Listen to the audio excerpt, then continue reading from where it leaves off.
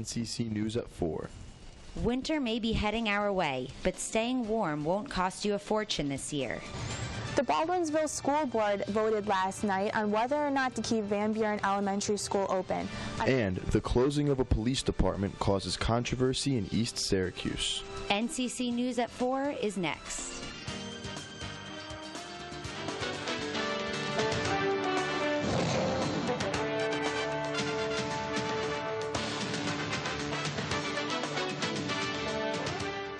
The village of East Syracuse looks to save money by dissolving its police department. Good afternoon, I'm Tim Doler. And I'm Orit Blum. Homeowners would save some cash, but many feel it's a matter of safety versus money. The East Syracuse Village Board voted Monday to abolish its police department and assign its coverage to the DeWitt Police. East Syracuse residents will have the chance to vote on the proposal October 16th.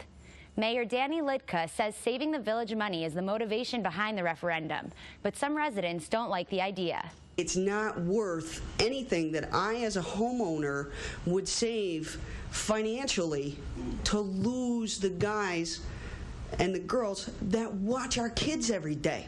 Many feel the proposal puts saving money over the safety of the residents. If the proposal is approved, it would take effect on January 1st.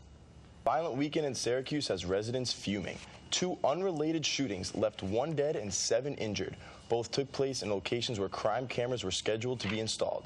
Syracuse's Common Council approved 19 new cameras 2 months ago, but the installation company is still reviewing the proposed contract. Those involved don't expect the review to take long, but locals are concerned it will cause further installation delays. Syracuse's major newspaper, the Post-Standard, will lay off 112 employees at the end of January. According to an employee, workers received a list of positions that would be eliminated, but specific names were kept off. In August, Syracuse.com reported the newspaper would be restructuring as 2 units. Now the website is reporting many of those laid off will be offered jobs in the reformed company, while others will be offered severance packages. And Governor Andrew Cuomo is in Syracuse today. Cuomo toured economic development projects that were awarded to Syracuse last year. The projects include a biotech center on East Fayette Street and a downtown Syracuse University teaching center. There are 74 projects currently underway in central New York.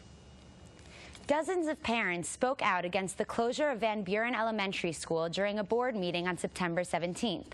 The Baldwinsville School Board came to a final decision last night. NCC News reporter Kimberly Karuba has the full story. Those parents' voices were heard by the Baldwinsville School Board last night when they decided that closing one of their 5 elementary schools is not necessary right now. Wells says that looking at all the factors involved with full-day kindergarten is something that the board will look at in the future, but a change that will not be happening anytime soon. For the district, Kimberly Karuba, NCC News. The possibility of closing either elementary school is not off the table for discussion in the future. The auction for a Skinny Atlas Lake mansion was held today, and Syracuse apartment developer and landlord Cosimo Zagavlia won with a bid of $1.58 million. The IRS auctioned off the unfinished house after it was seized as part of a federal case against Charles Blomquist. Prosecutors say he paid $1.7 million in drug money to build the house. Blomquist was recently sentenced to 7 years in prison in a plea deal for money laundering. Zavaglia has plans to finish the house and sell it.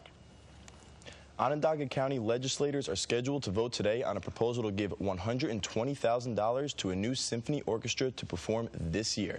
The money, which would be funneled through CNY Arts, would arrive in 3 installments of $40,000 to ensure the group doesn't get paid if it fails to deliver. The Syracuse Symphony had an annual budget of almost $7 million, but went bankrupt in May of 2011. National Grid released its 2012 heating forecast based on current market conditions, and there's some good news. It seems bills for natural gas will be about $21 lower for this year's heating season, which lasts from November to March. It may not be much, but when money is tight, every dollar counts. The company cautions it's not a guarantee, but it's comfortable with its prediction. As you can see, the rain has stopped out here, but the clouds remain. Our current temperatures for right now are 66 degrees, with the barometer reading 29.93 inches. The humidity is at 73%, and winds are coming out of the northeast at 6 miles per hour. Temperatures will rise within the next couple of days, but we'll save that for later. Back to you guys in the studio. Coming up after the break, the candidates gear up for the first presidential debate 2 days away. And later, binge drinking on college campuses is an all-time high. Battle for presidency is at a dead heat. The first presidential debate is 2 days away, and a new national survey has indicated that the race between Barack Obama and Mitt Romney is too close to call. It appears that neither candidate has an edge on the issue at the minds of most Americans, the economy. This subject is expected to dominate Wednesday night's debate in Denver, Colorado. Romney spoke to a crowd in Denver on Monday and addressed the importance of these upcoming debates. These debates are an opportunity for each of us to describe the pathway forward for America that we would choose. And the American people are going to have to make their choice as to what kind of America they want. A Pennsylvania judge ruled earlier today that state officials cannot enforce a new voter identification law in next month's presidential election.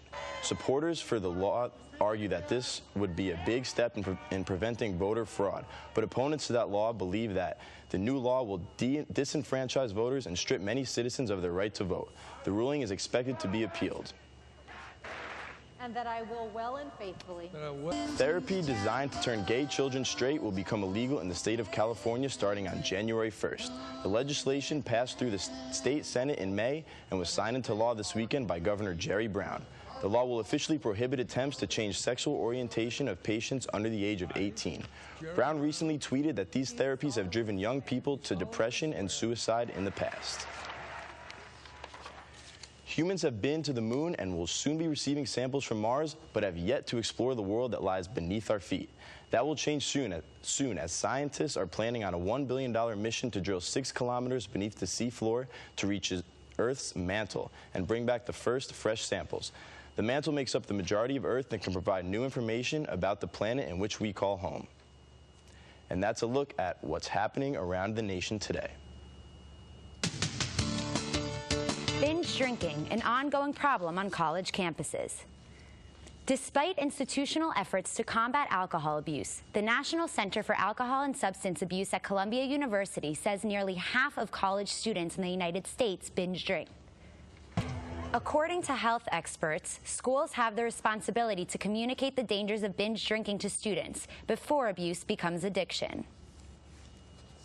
Rainy days like today really prove that summer is over. Yes, and it's cloudy out on the weather deck, but as Steve will tell us, the temperatures may be rising again.